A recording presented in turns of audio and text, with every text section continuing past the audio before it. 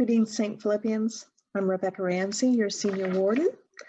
I'd like to welcome you to this video and talk to you a little bit about our annual meeting. That's Sunday, February 21st, 2021.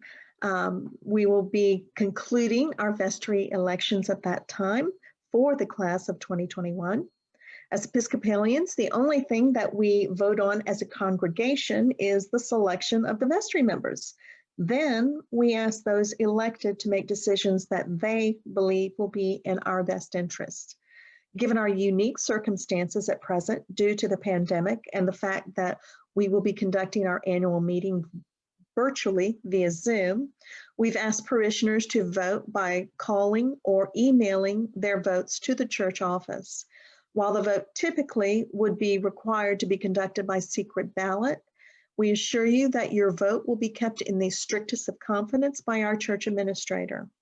We will also be opening the vote to the parish at the actual virtual annual meeting to catch any votes that may not have been submitted previously. These approaches will make for a smoother process by which as many voices as possible will be heard and accounted for.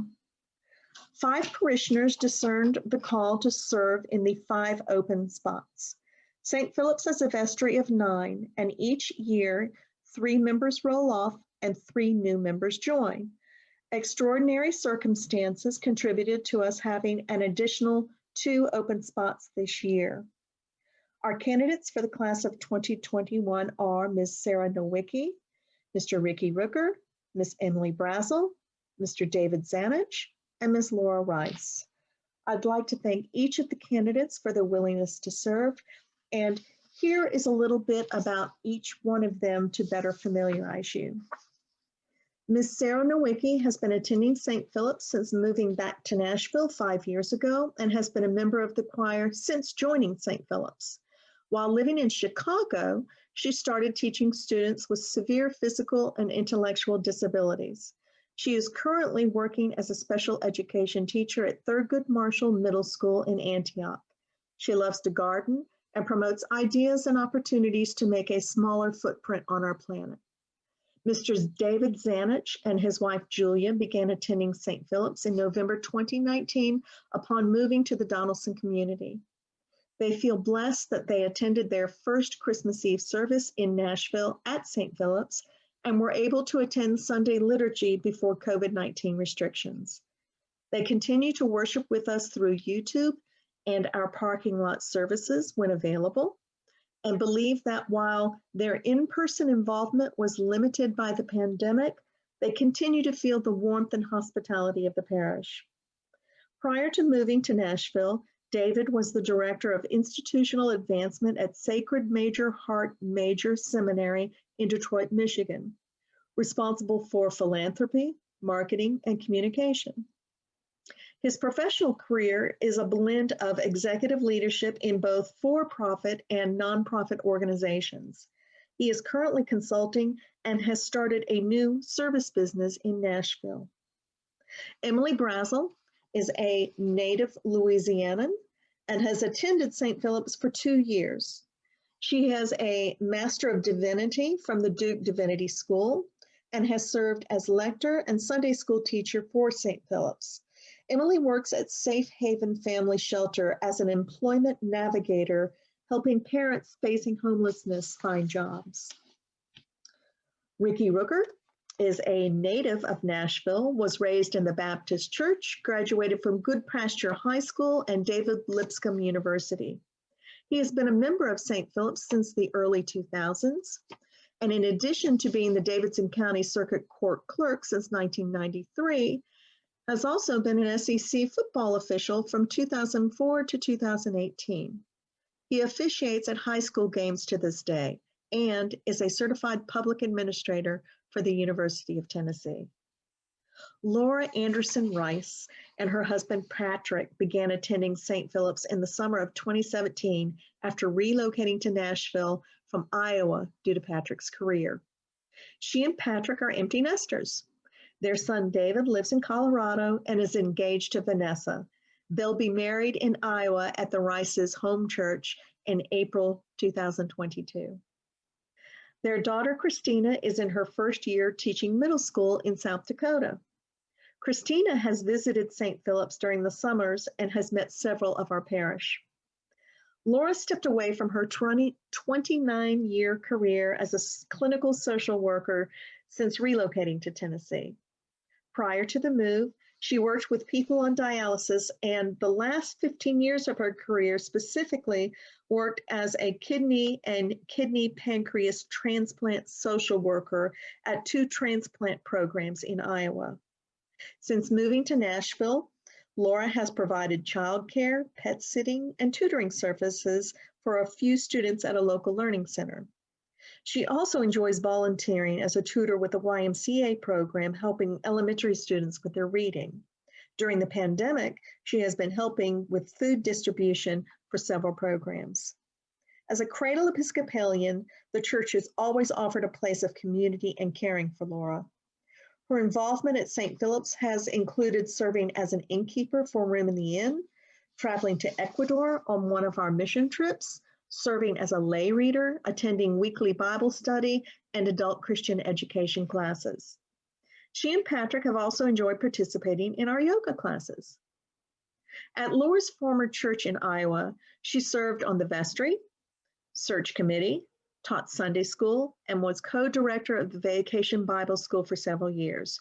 She most recently served on a discernment committee at St. Phillips.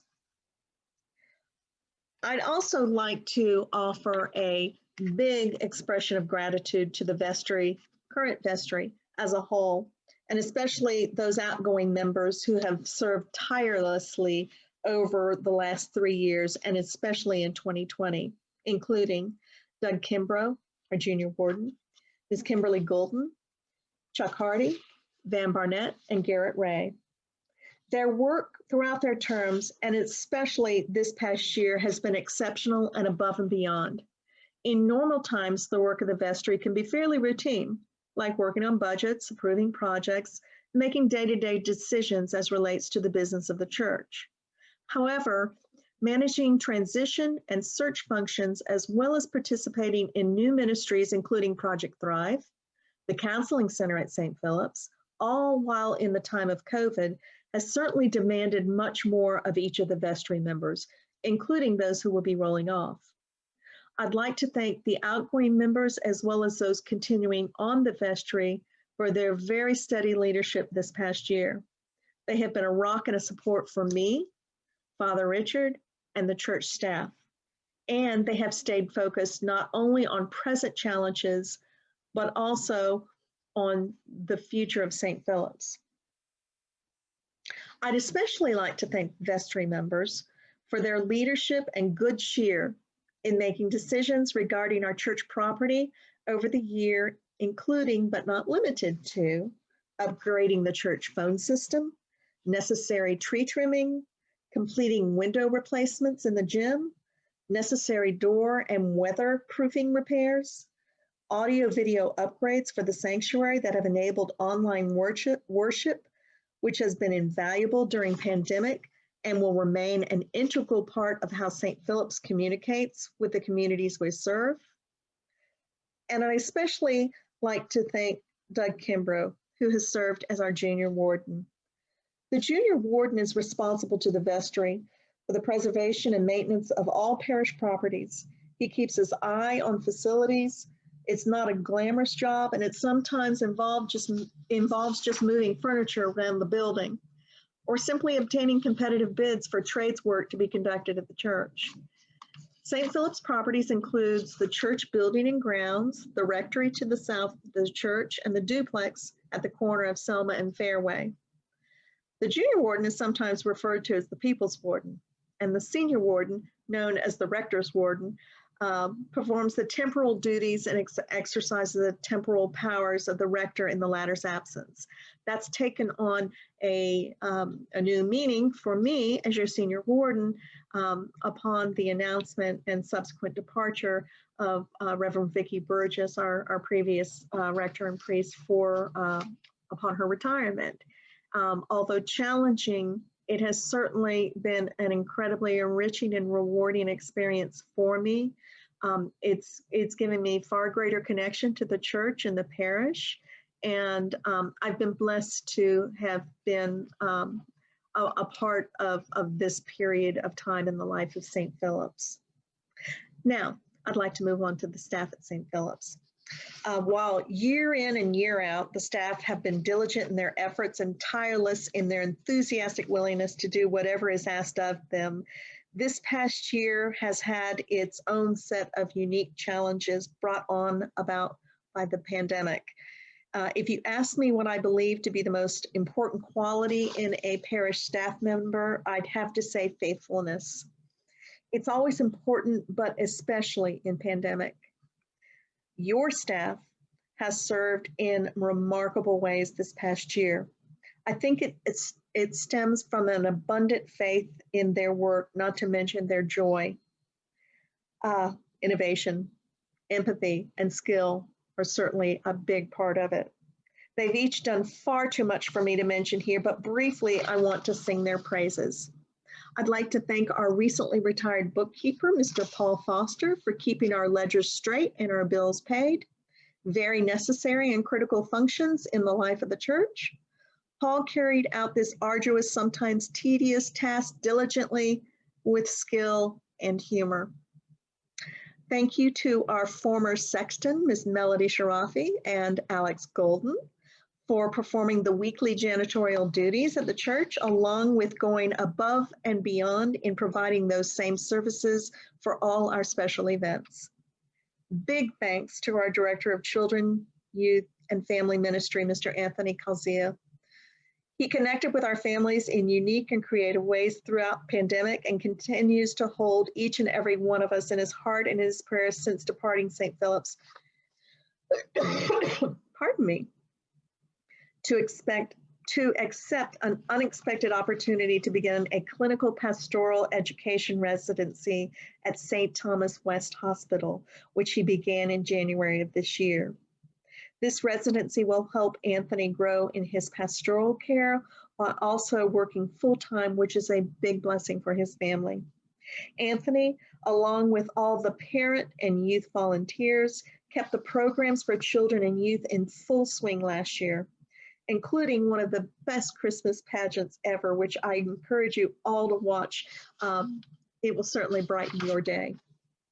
I'd also like to thank our new sexton, Ms. Kathy Kelly, who not only manages the janitorial duties, but has recently taken on the role of church bookkeeper as well, given she owns that skill set. The added requirements of COVID have made the former a uniquely daunting task, while the latter continues to have its own typical fiscal challenges.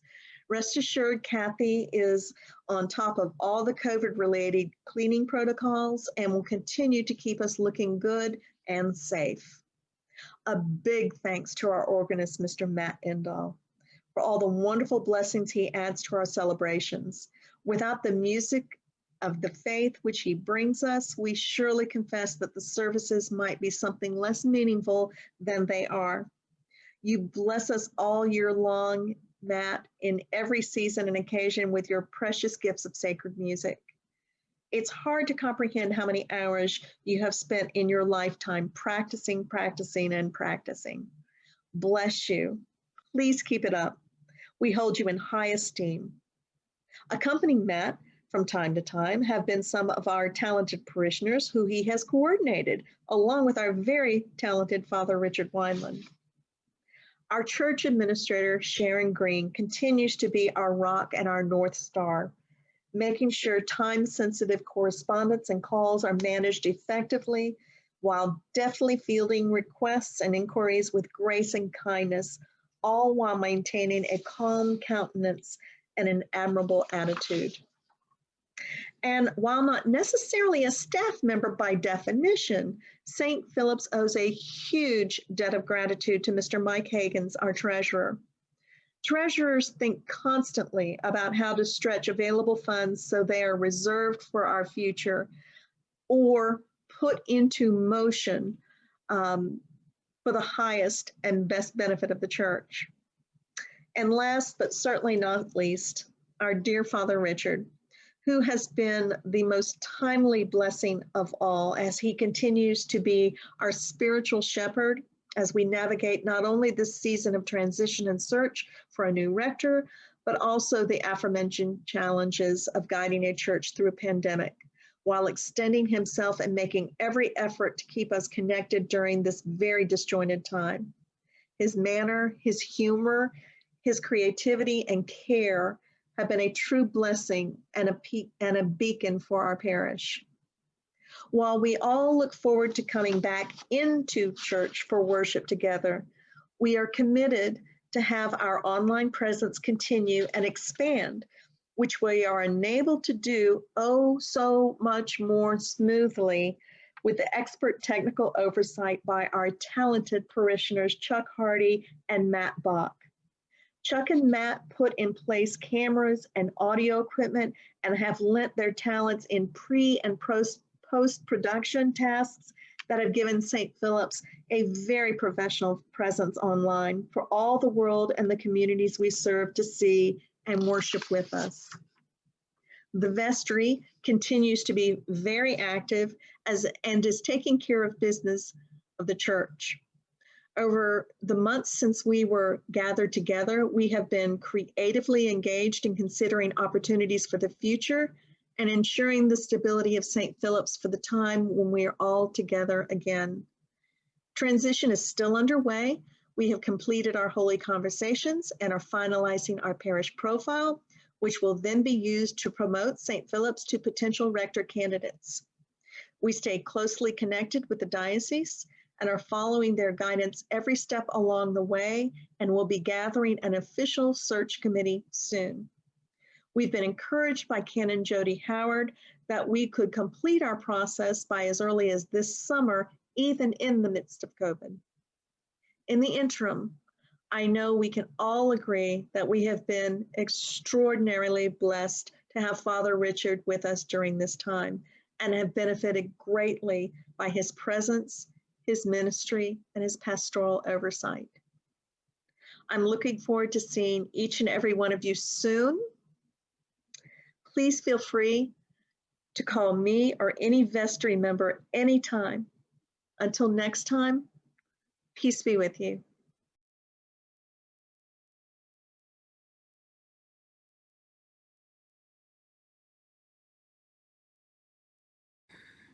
Greetings, St. Phillips. It is good to be able to share with you the state of adult education and children's education and youth education at St. Phillips. And as you all know by now, I will be, at the end of this month, the month of January, I will be no longer your Director of Children, Youth, and Family Minister.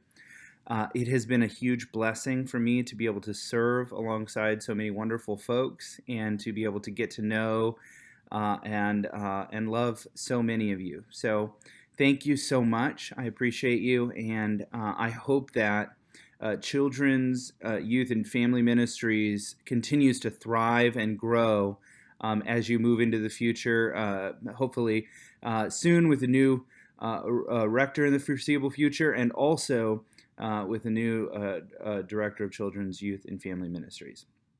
So, here goes.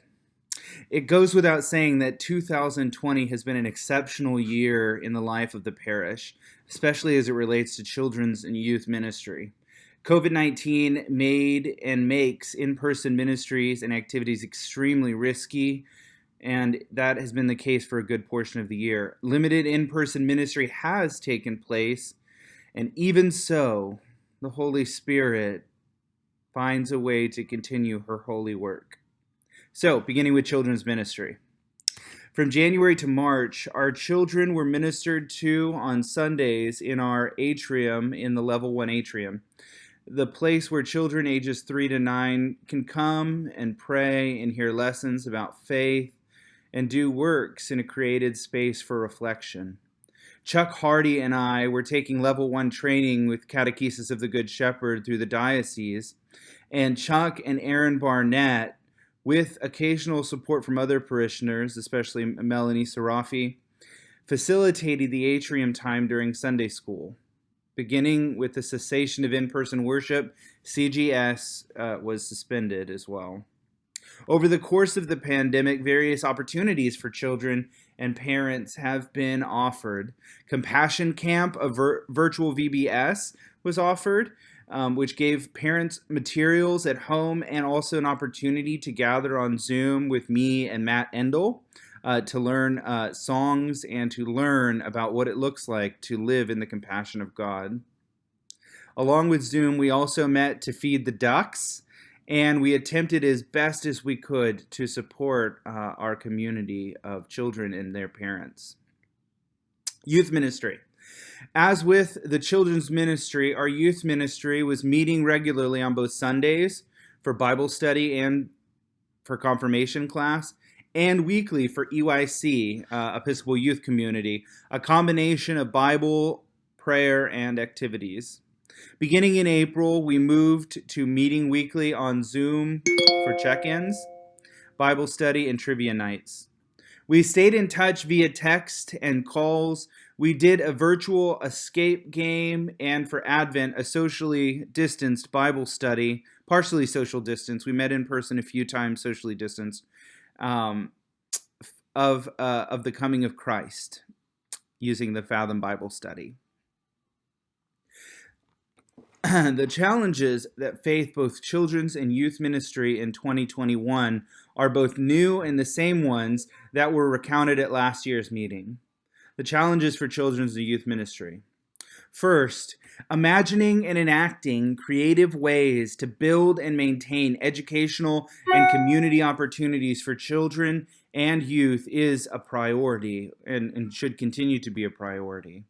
The next director will need to plan for both traditional and pandemic ways to direct the ministries they are entrusted with.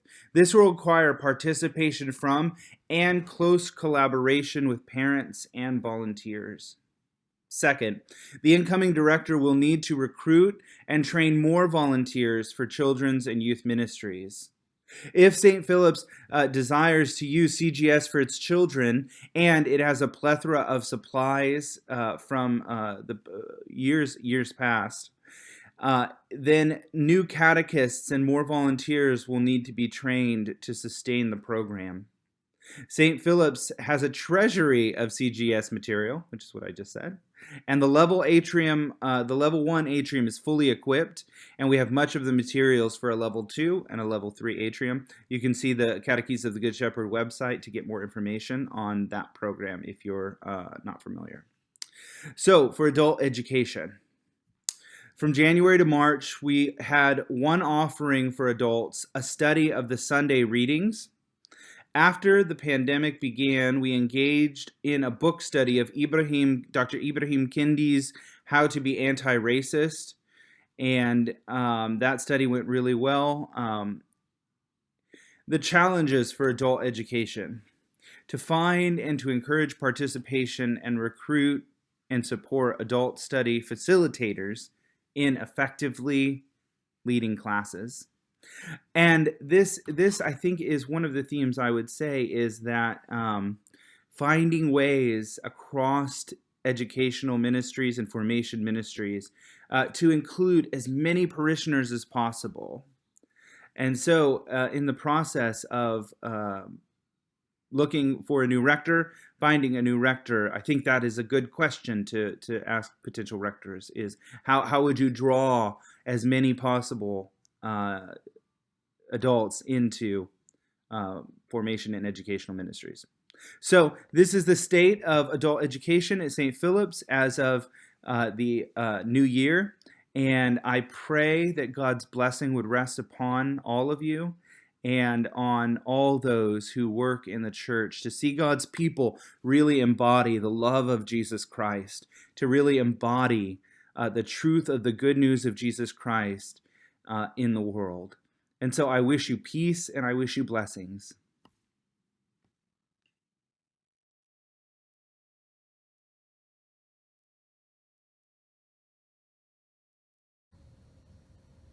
Hi everyone, this is Daniela Cullen. I miss every one of you. I miss our community. I miss our worship. I miss our time together.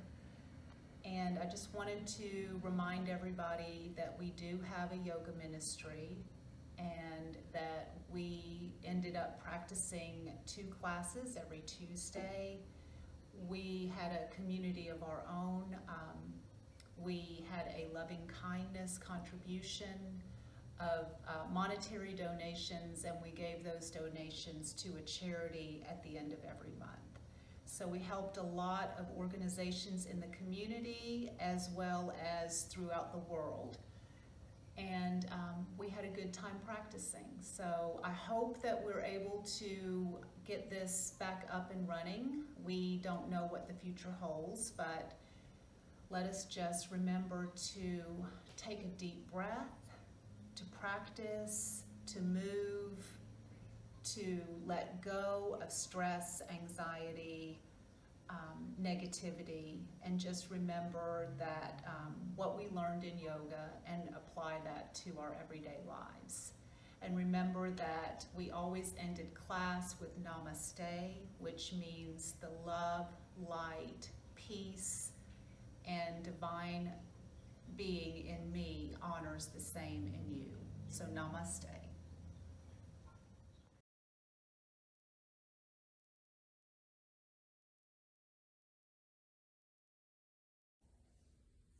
My name is Paula Walker, and I'd like to talk to you this morning about our Coffee Hour Host Ministry.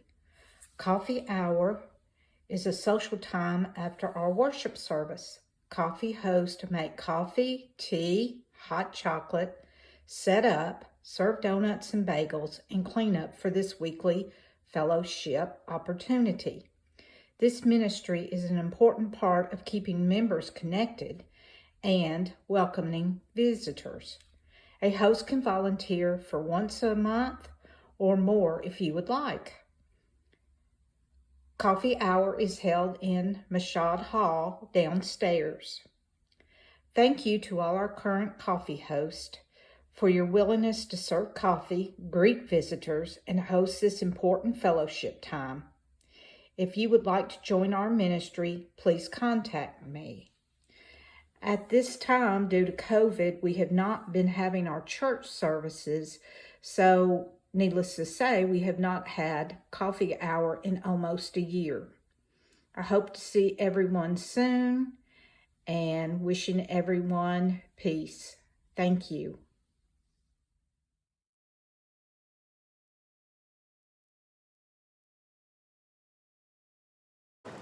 Hi, I'm Linda Grace, and this is our outreach report for Second Harvest for 2020.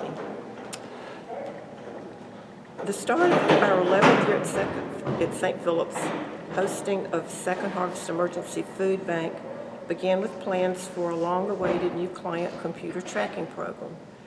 Most of our computer volunteers participated in training for the new program at Second Harvest corporate offices. We were just learning the new system when the Nashville area was hit by tornadoes on March 3rd. We closed that day not knowing if we had power. Then we opened on the following Saturday to serve those in the community who needed food. Within less than 2 weeks, COVID-19 had hit, and we changed our method of distribution to pre-boxed and drive-through. Due to health concerns, many of our volunteers could not continue to volunteer. So we changed our schedule by dropping Tuesdays and adding time to the Monday mornings and Thursday afternoons. I'm Pam Foster, and I'm the other co-manager for the Second Harvest Emergency Food Box Program. We continue to be blessed with wonderful volunteers and support from the community. Our numbers of volunteers have decreased from more than 70 to fewer than 30, even though we're serving clients from all over Nashville. We still receive our food delivery from Second Harvest on Mondays, although some types of food have been scarce. The early days of dealing with COVID was like a scavenger hunt to find eggs, cheese, and peanut butter. We're receiving more USDA foods than before: milk, eggs, apples, and potatoes, which helps provide more variety to our clients. Last March, Second Harvest lifted the restrictions about the number of boxes a client receives, so many clients visit on a regular basis. We still have volunteers who pick up food from the Publix bakery, the Kroger on McGavick, and pizzas from Papa John's in Hermitage. We also still receive donations from area churches, organizations, and individuals. One of our volunteers provides handmade masks for us to distribute. What have we missed this year? Serving our clients in the church and offering client choice. Our Boy Scouts and other youth who work to earn community service hours. Hosting mobile pantries sponsored by Cummings Industries. Volunteers who could not work safely. These are also what we look forward to as conditions improve in 2021. If you need more information about Second Harvest or would like to volunteer, please contact one of the co-managers, Pam Foster or Linda Grace. Thank you. All right, very good.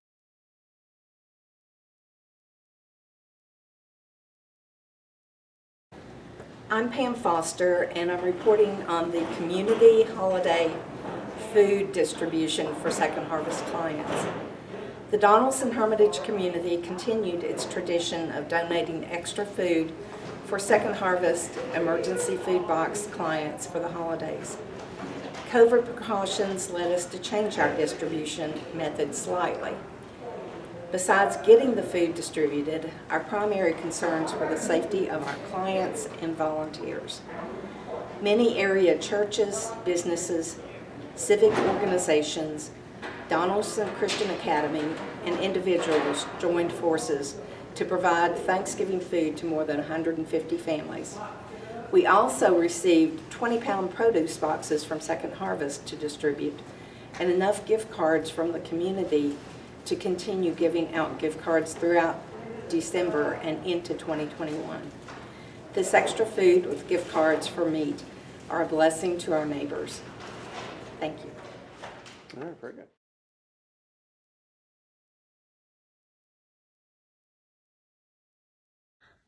Greetings, St. Philippians. I'm Jan Brown and have for several years been the coordinator of Room in the Inn at St. Phillips. The Winter Shelter Program runs from November through March each year in coordination with around 200 congregations from throughout Middle Tennessee.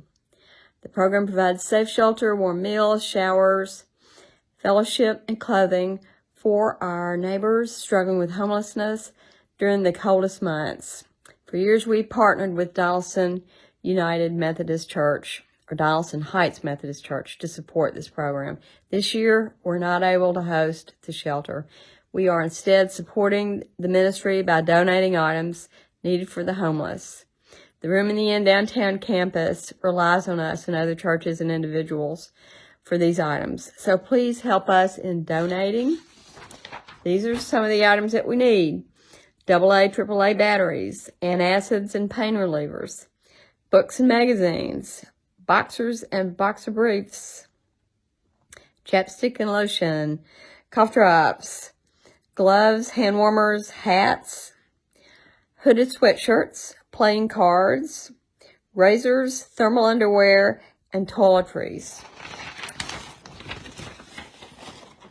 Hopefully next year we'll be able to do more.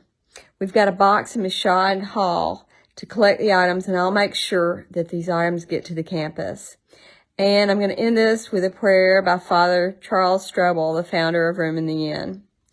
Oh God, we call you by many names and know you as love eternal.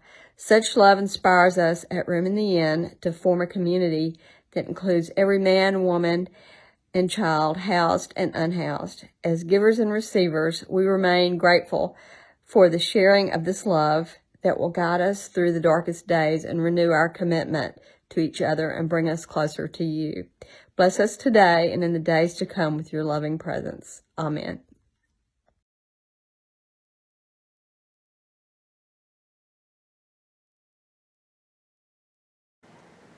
I'm Pam Foster, and I'm the president for the Daughters of the King here at St. Phillips. I have a report that I've put together. 2020 was certainly a different year. We started out with a focus on prayer, one of the main aspects of the order. prayer, service, and evangelism. An information card about the votive candles, right behind me, located in the chapel and available for all to use, was prepared. A good number of our membership participated in a field trip to the Upper Room and Thistle Farms. Plans were made to take other field trips throughout the year. Several of our chapter attended the Lenten Quiet Day with Bishop John in late February, and we were looking forward to other gatherings like the spring and fall assemblies and our second women's retreat at DuBose. Our last in-person gathering was March 8th, and then COVID hit and halted most of our church and chapter gatherings. Our April meeting was totally by officers contacting all members and sending out an agenda of prayers, a devotion, and updates. We have continued to gather via Zoom. We have special devotional studies offered by members, and we've had special guests like Father Richard and the diocese president and vice president. Members continue to work to serve the church.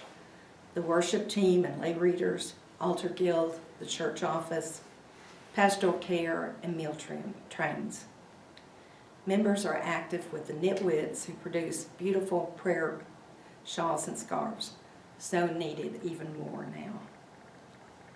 Chapter members are active in outreach to the community through Second Harvest, Room in the Inn, community Thanksgiving dinner distribution, and snacks for a member's students at an area school. We were able to observe Daughter's corporate communion at a parking lot service in the church and a service of rededication filmed for the November 1st Sunday service. Our December gathering was an afternoon tea, of course virtual, and making plans to adopt a family at the area school. A big virtual thanks and hugs for those who have stayed in touch through calls, email, mail, Zoom, and working together at the church, physically distancing, of course. Zoom hasn't been perfect, but it's allowed us some sense of connection. The other officers for this chapter are Peggy Cox as Vice President, Secretary Mary Nagel, the Treasurer Gloria Womack. I would like to encourage any women in the congregation who might be interested in Daughters to contact one of the officers. We'd be glad to talk to you about the direction you would need to take for that. Thank you very much.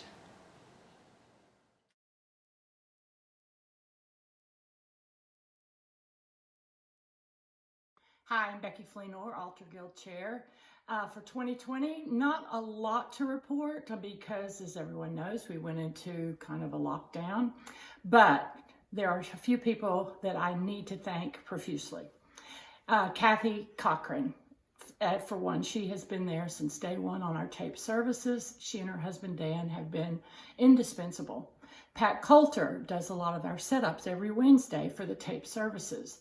And Peggy Cox is filled in when she's needed to help with that. Always looking for people to help out with Altar Guild. And hopefully this year we can get back to some sort of normalcy. And I hope to see you all very soon. Thank you.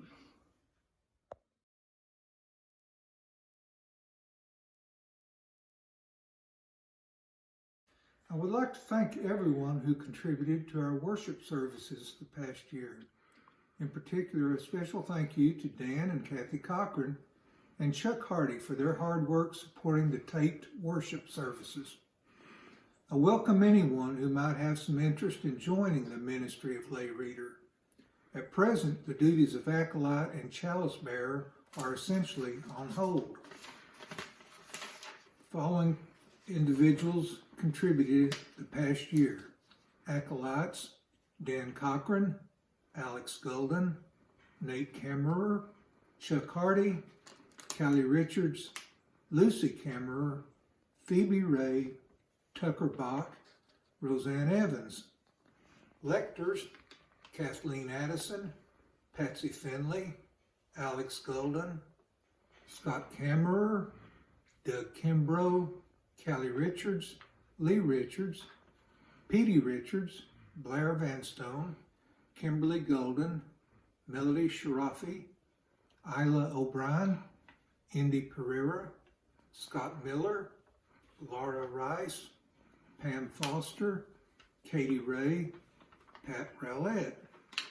Chalice bearers, Dan Cochran, Kathy Cochran, Roseanne Evans, Chuck Hardy, Casey Hardy, Indy Pereira, Blair Vanstone, Melody Sharafi, Katie Ray, Jane Gardner, and Bill Fleenor. Thank you again.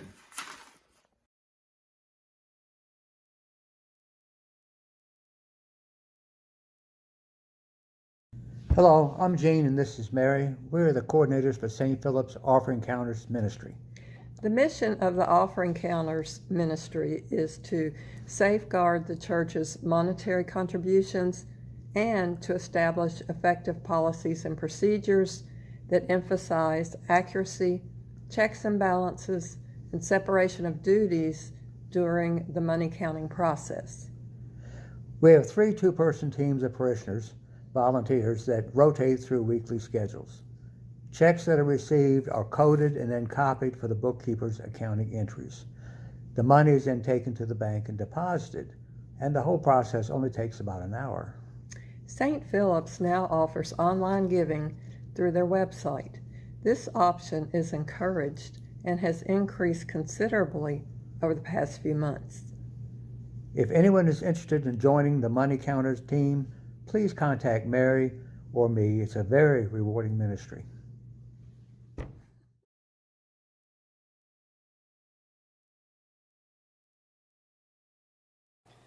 Okay, this is the Prayer Shawl Ministry. The Prayer Shawl Ministry, affectionately called the Nitwits, began at St. Phillips in 2014. Modeled after the National Prayer Shawl Ministry, this dedicated group has completed and distributed over 100 knitted shawls, flat blankets, or scarves to folks in need of them. Knit with prayers and love for those who will receive them. The shawls are then blessed by our priest, usually during the service, before being ready to give away. Anyone can request a prayer shawl for someone they know who's in need of a tangible reminder of being wrapped in God's awesome love. They have been a comfort to parishioners and friends undergoing physical or mental challenges, serious medical procedures, long-term treatment, or as a comfort after personal loss. There are currently 5 members of the group, with only 2 to 3 present to knit in Shawl Hall during this coronavirus pandemic on most Fridays from 10 to 12. In the future, we would welcome additional knitters as the restrictions lift, and we will attempt teaching any interested non-knitters who want to help the basics of knitting. It's our mission to bring people with common interests together, to share in fellowship, and to use our time and talents in producing prayer shawls to be given away in order to spread the message of God's mercy, love, and compassion for those who receive them. Anyone who is aware of a person in need of a prayer shawl can get one to give away by asking a member of the knitting group, and that's Gloria Womack, Isla O'Brien, Mary Nagel, Peggy Cox, Maggie Key, or Reverend Richard Wineland for it.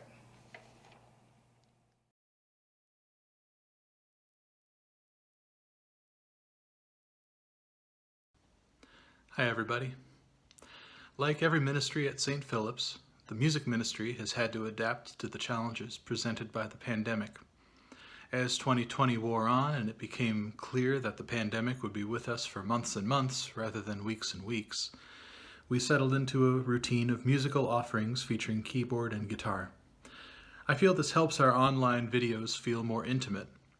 Father Richard and I continue to work closely in planning music each week, and we have begun to explore liturgical music beyond the 1982 hymnal, especially with resources like Lift Every Voice and Sing, and music from the Taizé community.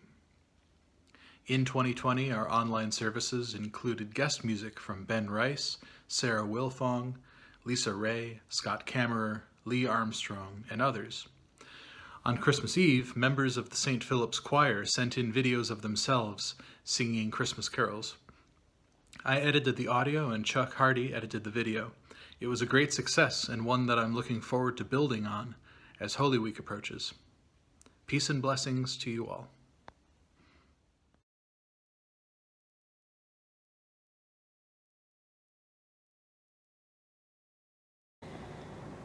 I'm Pam Foster, and I'm a cancer survivor. That's how I got involved with the American Cancer Society Relay for Life. St. Phillips has had a Relay for Life team since 2014, and we've gone around to various relays in the Davidson County and Wilson County areas since then. Relay for Life gives survivors, caregivers, and friends the opportunity to walk laps in honor and memory of those touched by cancer. The event leadership team was planning for a traditional relay in June, but due to COVID-19, that didn't happen. The leadership team eventually organized a drive-through luminaria ceremony early in November. Relay is all about hope, and the hope is to return to traditional relay in 2021. Thank you.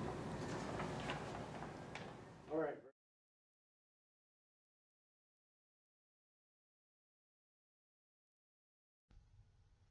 Invite, Welcome, Connect is not a program, but a ministry. It's designed to accommodate congregations of all sizes and crosses all social and economic boundaries. Invite, Welcome, Connect has circulated throughout the Episcopal Church and to date has been presented in 50 dioceses at 3 Episcopal seminaries and in 3 universities. In June 2019, the 4th National Summit meeting was sponsored by the Beacon Center, part of the School of Theology, and held at Sewanee. This summit meeting was attended by Roseanne Evans and Iva and George Kurz. The meeting was recommended by Reverend Vicki Burgess, which was noted in the vestry meeting of that spring. We met afterwards several times along with Sharon Green and Anthony Calzia to study the resource materials and personalize a ministry for St. Phillips. Although an Invite, Welcome, Connect ministry may be conducted solely by lay people, experience has shown that it works best with active support from the rector or clergy in charge. With Reverend Vicki's retirement in late 2019, the earliest feasible time for meeting with Father Richard was in May 2020. Because of COVID-19, the Beacon Center decided the 2020 annual summit meeting would be held on June 10, 2020, by Zoom. Father Richard and several additional people were able to participate in the virtual summit. The following Saturday, we met for a recap and brainstorming session. One decision was to implement coffee hour by Zoom. There has been one follow-up roundtable Zoom meeting among churches interested in Invite, Welcome, Connect. However, due to increasing health concerns, no additional actions have been taken until we can be back together.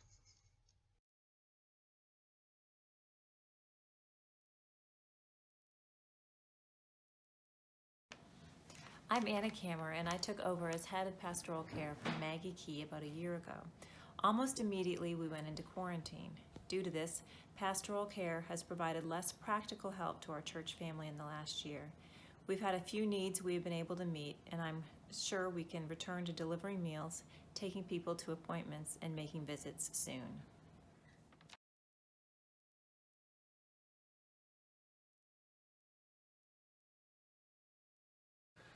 Hi, this is Scott Kammerer giving my annual report for the St. Phillips Film Club.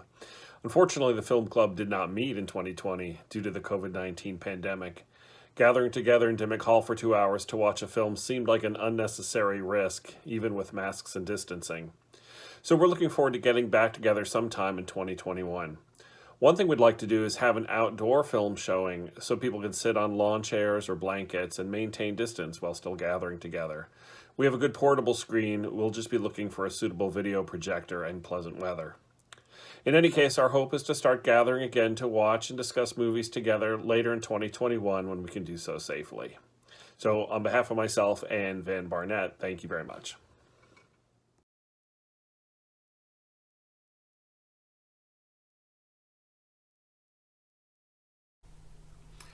This is the Sexton Report for 2020. Kathy Kelly is the sexton of St. Phillips Episcopal Church. She has asked that I read the report for her. I started in my position as sexton of St. Phillips just a short few weeks before the COVID-19 shutdown began. The following weeks and months have been filled with work that there was never time to do before the shutdown. We have repaired and shampooed carpets, steam cleaned the kitchen, bathroom, and hallway floors on a consistent basis, cleaned light fixtures, at least those that can be reached without a really tall ladder, changed out light bulbs, shut down plumbing not in use, vacuumed areas that are in need, and of course, sanitize, sanitize, sanitize. Keeping the church in good repair for the day the congregation may return is our main focus. Thank you for the opportunity to serve St. Phillips.